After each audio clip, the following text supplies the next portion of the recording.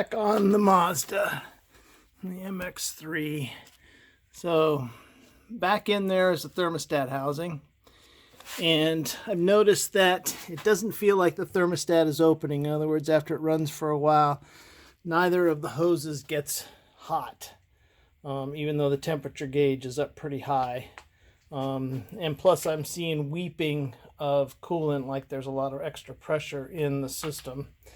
So I have a replacement thermostat, a replacement gasket. I just need to drain coolant out and remove all of this stuff that's in the way. So I'll bring you back at some point soon.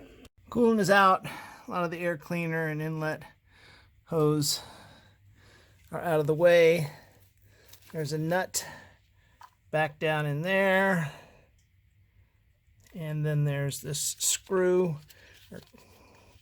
that also holds this bracket that holds wiring out of the way. So with the screw removed, let's see if we can snake this out of there.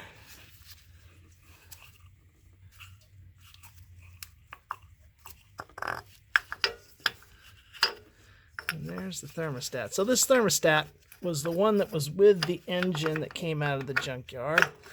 So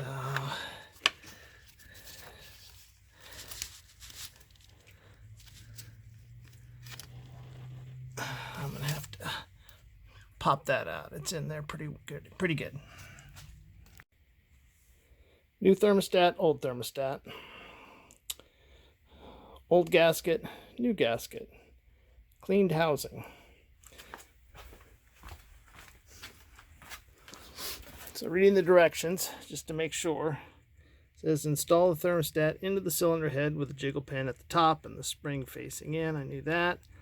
And then it says install the new gasket with the seal print side facing the cylinder head. So I'm thinking the seal print side is that right there. So that's what we'll do. Doesn't say anything about RTV, so fingers crossed we don't need RTV, and that's what we're going to go with. There it is, installed. Now we'll put the gasket on and then the thermostat housing, and there's a torque value that I will follow for the nut and the screw. The torque value that the manual said just seemed excessive for that size of screw, so I did not quite get up to the level they talked about. I don't remember offhand what it was. The number 20 Newton meters sticks in my head, but I think that was still way too much for what this was. And whatever I torqued it to seems to be holding. When changing out the thermostat, something I immediately noticed was that the coolant was pretty rusty looking. So I've got a jug, small jug, whatever, bottle of flush cooling system cleaner. I'm going to run that through per the directions, drain everything out, and I've got another jug of coolant that I'll put in. And at the same time, I'll be replacing the upper and lower radiator hoses. The upper one especially felt really soft, especially at the area of the joint to the body, or to the cylinder head. I will check, however, make sure that they both are the right ones. Bring you back after I've emptied, and you can look at the residue of the crap that came out.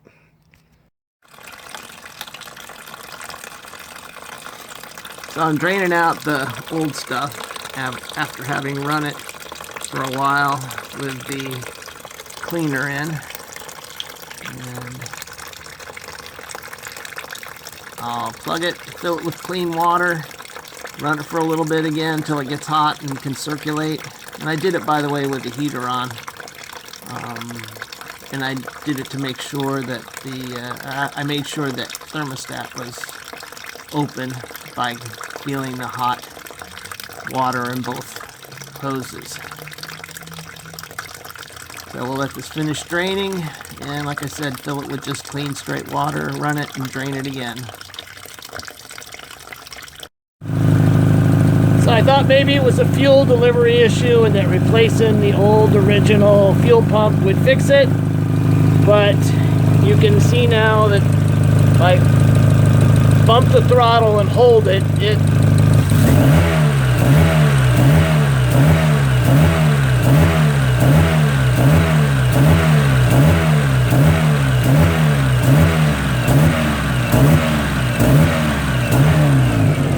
and it doesn't matter where really the throttle sits, it still does that. I could probably turn the car off, turn it back on again, and it may be done doing it, but still every once in a while it just kills me. I unplugged the math sensor there, and the engine, as expected, just died. I plugged it back in again. Engine fired right up.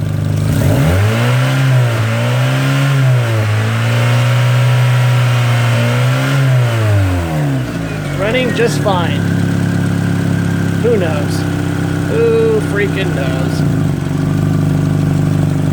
And that's normal for it to hold like a 1,000 RPM idle and then drop down to about 750. Even just mildly crack the throttle is fine. So I have a tablet. I wanted a cheap vocal stopwatch, so I came up with this app here, and what that allows me is a nice big button to hit when I want to know what my splits, and even more importantly, listen. Split 6.98 seconds. Split 11.84 seconds. So it gives me my times. I have to figure this one out. It's gonna give me split 22.95 seconds. I have to do the math. Well, hopefully there's a stopwatch out there that gives me, rather than the cumulative, it gives me actual lap by lap. Let's see if there's a setting on this. Split 38.92 seconds.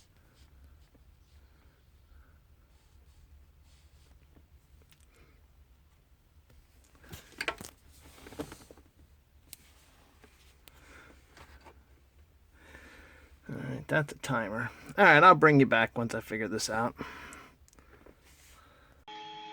If anyone knows of a app that will vocally tell me what lap times are, split times, when I hit the split button, I would greatly appreciate it if you'd leave me that information in the comments.